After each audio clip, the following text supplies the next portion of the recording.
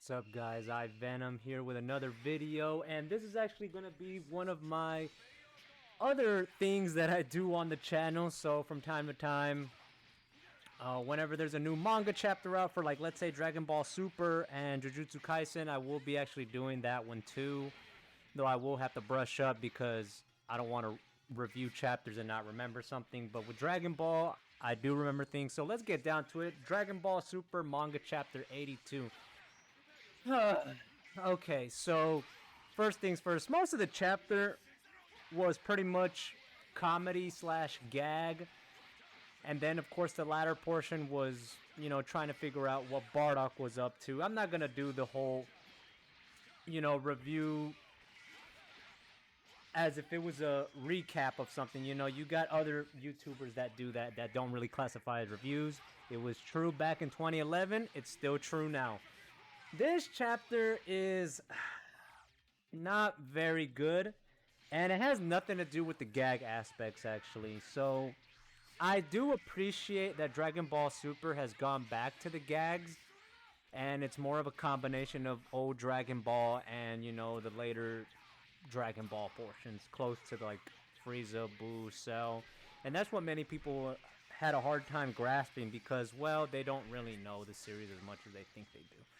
However, the reason it's not a good chapter is because this whole scenario of Goku versus Gas just plays out as something that is so forced. It plays out as an option that you chose in a video game that you know isn't something you should really go towards, but you just do it just to see the curiosity.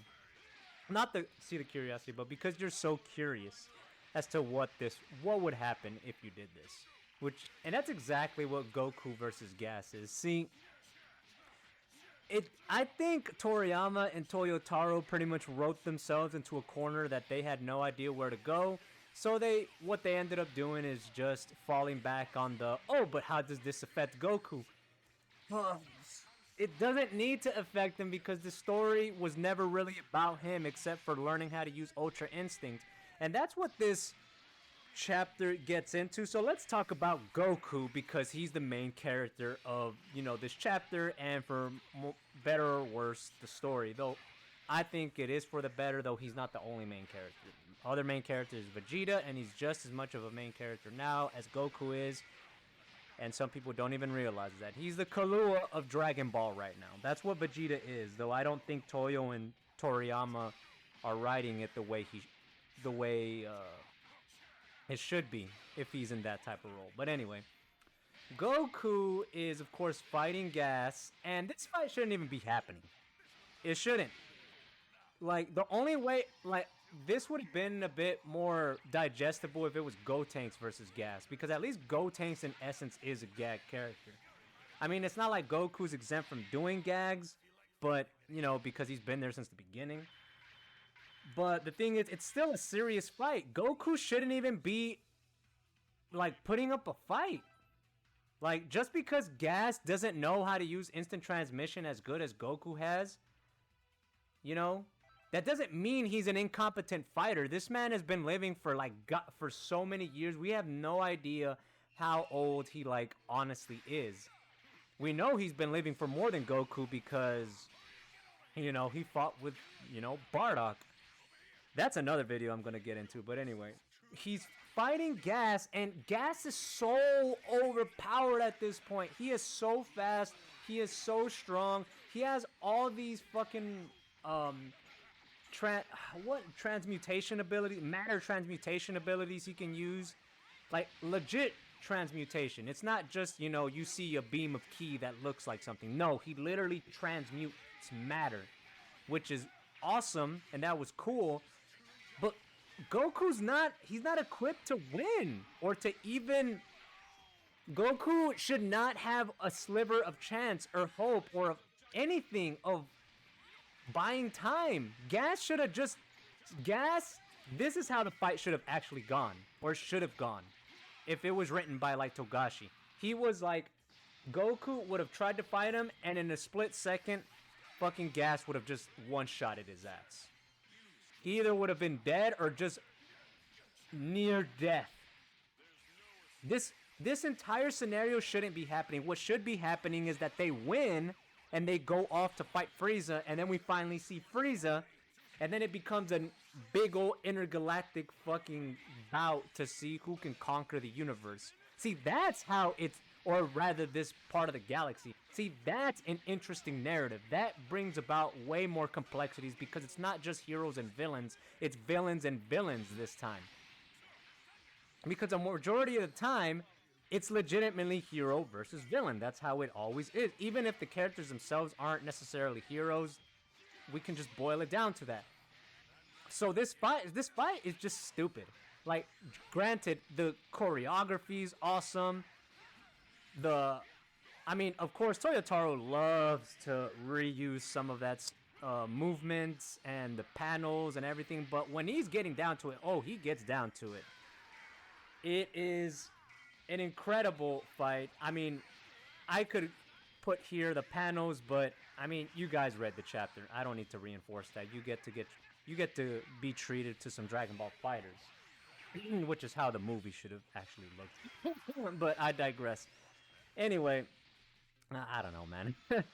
The fighting and the paneling and everything, it's great. It's interesting. I like how Toyotaro actually capitalizes on the fact that he has more control over the story now, and that he gets to give fans what they want in terms of the fighting department, because some of you may not know this, but the manga sometimes doesn't have the best fights, even the original manga. Oh, that's what I'm trying to say. But most of the time they were good. Sometimes they just weren't. They weren't really good. Like, Goku and Vegeta was actually like 3 pages. I'm not even kidding. Goku versus Buu on the Supreme Kai's planet, it was like maybe 3 to 4 pages. That, like, I'm not even joking. It was really that short. So sometimes the anime did that well. So yes, the fighting is great, but it's just a stupid fight. It shouldn't be, happening. I get the parallels between Goku and Bardock, and now this is, it's Gas's chance to, get revenge, because if he can beat his son, who's amongst the gods now, then that means he could have beat Bardock. So, I mean, I get it, I understand, but it's still stupid. Goku is just so heavily outclassed, it's not even funny.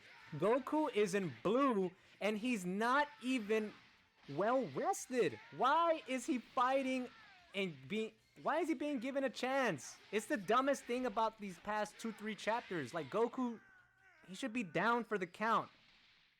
He should be down. You know what? And the main people that should have been, Granolah should be killing Elec. Gas and Vegeta should honestly be fighting, and Goku should be taking out the grunts. See, this is the time Goku should be taking out grunts. Despite Bardock's, inclusion into the story. Oh my god. So, okay, let's just move on past this. So, of course, Goku instant transmissions back all the way to Planet Cereal, because and it's like an intergalactic traveling fest. He goes from planet to planet, sensing the key, because he can only travel so far unless he can read someone's key. So he goes back, of course, and then he gets in the way of Vegeta, Granolah, and Monaito getting killed, which is cool, I guess. And then they make the strategic decision to back off, because Goku, even in his tired state, could kill them easily, even in their awakened forms, which I guess this chapter confirmed, which is pretty cool. It's not just Gas that has it, so that's pretty awesome. I'm actually surprised Elec doesn't, but hey, he's the brains of this, and I actually like that about him. Goku also mentions, call back to Raditz, that Gas can't trust Elec, or maybe he should think twice, which I thought was pretty cool, because I've been actually thinking that Elec might, turn on him, but Gas would never think that would ever happen, but hopefully they don't go that route. I really, really, really hope they don't. And we also get treated to a cool scene of Goku and Gas with Whis on a unnamed planet. And the wildest thing is that Whis actually left the monitoring device on Goku. He's so fat, he speed blitzed him, you never even saw him do it, which I thought that was pretty cool. And speaking of feats, we get treated to a nice little scenes of Gas immediately bursting off towards Goku from the planet Whis and the Oracle Fish are at. This man is so fast, I can't even comprehend how fast he's going. So, of course, we get to wherever they're... Oh, I guess I am kind of recapping. Nah, it's fine. So, the strategic decision to back off was pretty cool. So, you know, that's nice. And then, of course, we have them going back to the hideout. Oatmeal is a nice little robot, so that's pretty cool. He actually looks like Giru, so it was a nice callback to Giru. And he actually has the little helmet, kind of like the little robots from Mega Man. So I thought that was pretty cool. And then, of course, they have the Scouter. It still has information on it. Goku hears Bardock's voice, and he says something extremely similar as to when Goku last saw them. Of course, he doesn't remember, but his voice triggered the memory in him. So, you know, there's nothing to be mad at about this, though. This whole plot point is just totally unnecessary because Goku's having trouble with Ultra Instinct, and then Whis tells him, yeah, you need to find your own Ultra Instinct. And it's like, what the fuck do you mean find your own Ultra Instinct? Though he's already done that by kind of transforming into a form, even though Ultra Instinct is a technique. That's how Goku and Vegeta and the Saiyans have mostly been upgrading their levels through transformation, so that's how he kind of has access to it if he needs a bigger jump in power and speed and instinct compared to when he's in base Super Saiyan and all that. So he kind of has already found it. It's just a matter of mastering it. And then, of course, he's like, who are you really? And it's like, oh my god, like, why is Goku going to get a fucking memory boost power-up? That's fairy tale nonsense, bruh. Like, a fucking memory of people he doesn't even give a shit about. He doesn't care about his parents. He doesn't give a fuck. Like, it's surreal to him because he's never really thought about it. And it's like, whoa, I can't believe that. Like, whoa, this is actually my dad's Scouter? That's crazy. But what is this finding yourself nonsense? Goku already knows who he is. He knows he's a Saiyan. He knows he was raised on Earth. We even see this 2 arcs ago, technically kind of arcs, because in the Broly movie at the end, he tells Broly to call him Kakarot. He tells him to call him Kakarot. He knows what he is. Why are we doing this, guys? Why are we doing it? Why are we doing this, man? It's so unnecessary. We're just going back. And we're going back in a stupid way. Because he's gonna get a power-up from a memory. Please, Toyotaro. Toriyama, don't do it, bruh. Don't do it. Don't do this nonsense, man. Leave that shit in Fairy Tail. And then, of course, it just happens to make him the central focus and to make him be the end-all, be-all savior of this fucking arc. Where he's gonna defeat Gas with an Ultra Instinct power-up. Like, Goku doesn't need... Ultra Instinct is a thing of peace of mind and clarity and just the absence of thought. Goku doesn't have any issues with his parenthood or childhood or anything. He's even gotten over the whole fact that he killed his grandpa. Because it wasn't even his fault anyway, so... I mean... What is... Goku has nothing to get his mind clear about except just being clear. It's a difficult thing to master. Of course he's gonna have trouble. What does Bardock and his parents have to do with anything? People that he doesn't care about. We've never seen him have any issues with this. Ever. It doesn't make sense. It doesn't make sense. I mean, if this was Vegeta, it would make sense because he actually had a relationship with his dad, presumably. But because we never really see it in canon anymore. Once Vegeta's born, like, we just see him on another planet. But we gotta assume, you know, he was with him, so obviously. So yeah, now we have Goku hearing this. It's a prelude to a fucking disaster of an end to this arc. This arc shouldn't be over. It's like they're trying to wrap it up in time for the damn movie, but it's like, why do you do that? Why are you doing this? It makes no sense. This arc shouldn't even be over soon. These motherfuckers should be down for the count. The fact that we even got a potential teaser of Broly winning over Vegeta, the deuteragonist of this arc, is so fucking ridiculous. Like, it was almost a cock tease at that point. Like, yeah, man, Broly's gonna come in, he's gonna whoop Gas's ass, and like, yeah, over the deuteragonist? Really?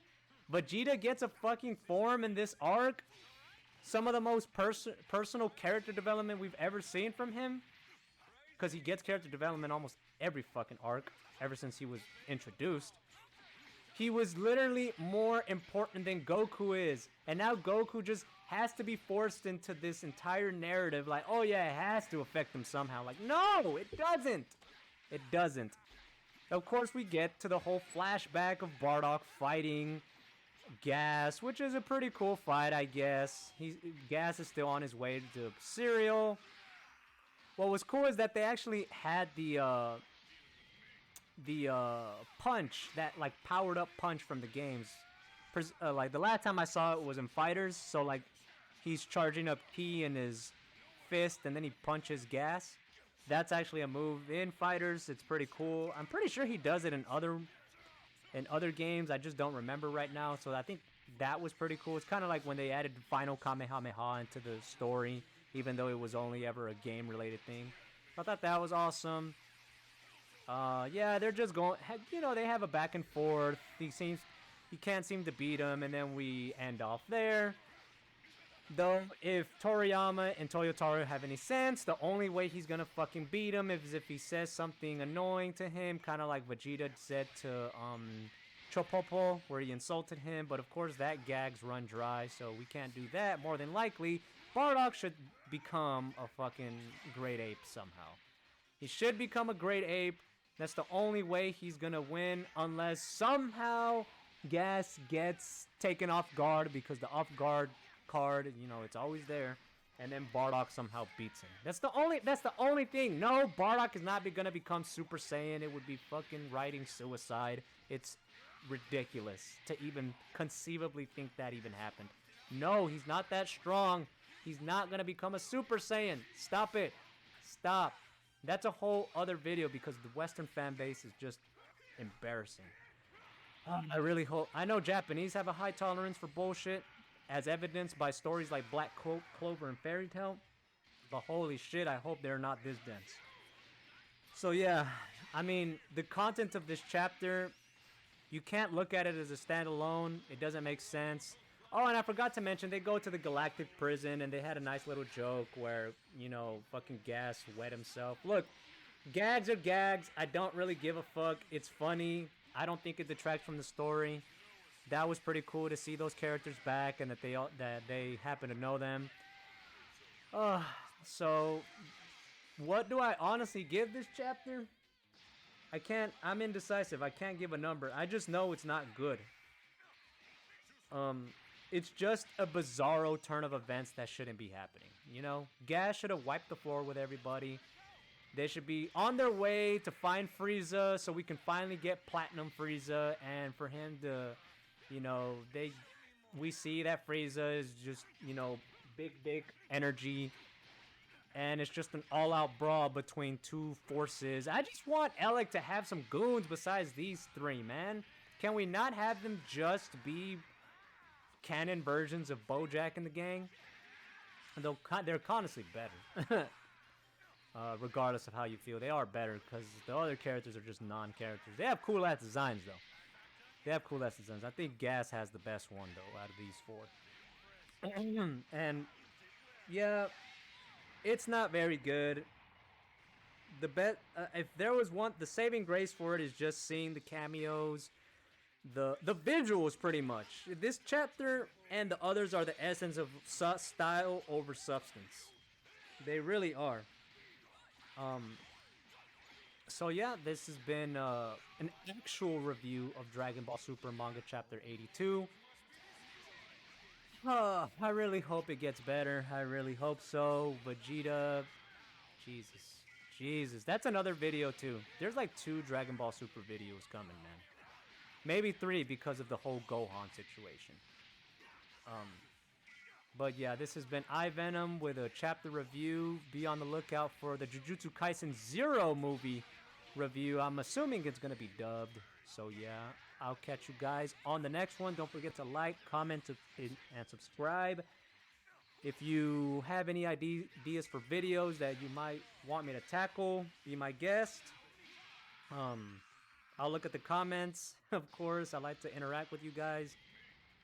And I'll catch you guys on the next one. Peace.